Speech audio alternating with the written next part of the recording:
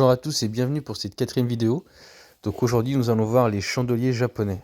Alors il faut savoir que les chandeliers japonais c'est ce que vous voyez quasiment sur tous les brokers. C'est vraiment ce qui est utilisé en premier. Donc du coup pour la petite histoire, l'origine donc c'était créé au Japon au XVIIe siècle et théorisé par Munchisa Honma. Donc en fait il s'en servait pour faire fortune en fait en jouant sur le prix du riz. Donc c'est quand même une histoire de ouf, hein. Et ça a vraiment une puissance absolue. C'est d'ailleurs l'indicateur le plus utilisé sur les marchés. Alors il faut savoir par contre que c'est un indicateur, mais ça ne suffit pas, hein. Il faut vraiment combiner plusieurs indicateurs avant de prendre position. Alors tout d'abord nous allons voir le Maru Budzu. C'est voilà un chandelier plein. On voit close et open, c'est donc ça ouvre et ça ferme pleinement. Ce sont des grosses bougies de confirmation, des grosses bougies haussières ou baissières. Ne surtout pas prendre un trade contre ça, hein, parce que vous allez vous faire arracher. Il faut vraiment suivre la tendance, hein. Le marteau, le pendu, souvent ça vient à la fin d'un mouvement. Ça annonce un retournement probable du marché. Alors ça dépend des unités de temps, hein. Si c'est en 1 minute, c'est pas très fiable. Si c'est en 4 heures, c'est assez fiable, mais c'est pas 100%. Même en daily, c'est pas 100%.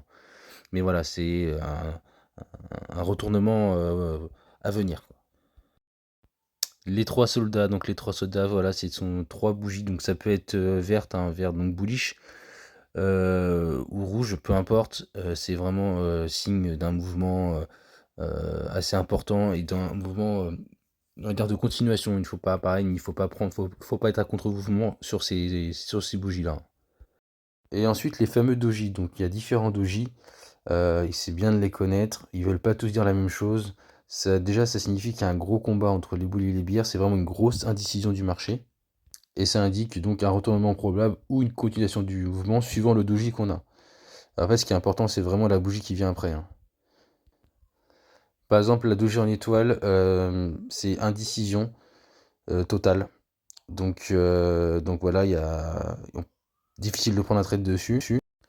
En fait, c'est vraiment la bougie qui précède et la bougie qui va suivre ce mouvement-là qui vont être importants. Si vous voyez par exemple que la bougie, donc la troisième bougie, la bougie qui va après le doji étoile ou le doji en croix, c'est pareil, hein, est plus grande, ou par exemple si on est sur du rouge à gauche, le doji, il y a un grand vert à droite, c'est au signe de retournement en fait. Par contre, si ça plonge dans le rouge, c'est continuation. Ensuite, le doji dragon, c'est un gros signal d'achat, un gros signal boule, un gros signal que ça va monter. Voilà, clairement, c'est que les vendeurs ont essayé de pousser les prix, ils n'ont pas réussi. Et quand ça clôture comme ça, c'est très bon point d'entrée. Après, je le répète, hein, c'est pas le seul indicateur qu'il faut utiliser. Et voilà, c'est pas 100% de réussite non plus, hein. Donc prenez vos mesures, faites attention, mais c'est un bon signal d'achat. La pierre tombale, bah, c'est l'inverse, hein, c'est un gros signal baissier, un peu comme à l'instar du Doji Dragon, sauf que en fait c'est les acheteurs qui ont poussé et les vendeurs qui ont réussi à repousser les prix. Gros signal baissier. Et le dernier, le porteur d'eau, donc c'est vraiment grosse indécision du marché. Là, il n'y a aucun mouvement de défini. Vraiment, le conseil, c'est de ne pas rentrer sur ça parce que c'est une chance sur deux. Donc je le dis, je le répète, c'est pas le seul indicateur à prendre en compte. Ça ne réussit pas à 100%.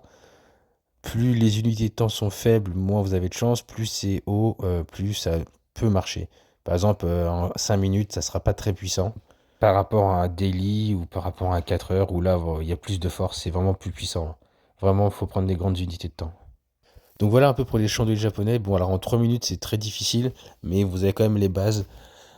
Donc n'hésitez pas, comme je vous dis, à vous abonner, à partager à fond, à rejoindre mon lien budget aussi, parce que vous pouvez toucher des commissions sur mes trades, et ça c'est hyper bien pour vous. Je vais mettre en lien un petit groupe Telegram, voilà, pour que ceux qui veulent apprendre à trader, je pourrais plus ou moins les aiguiller.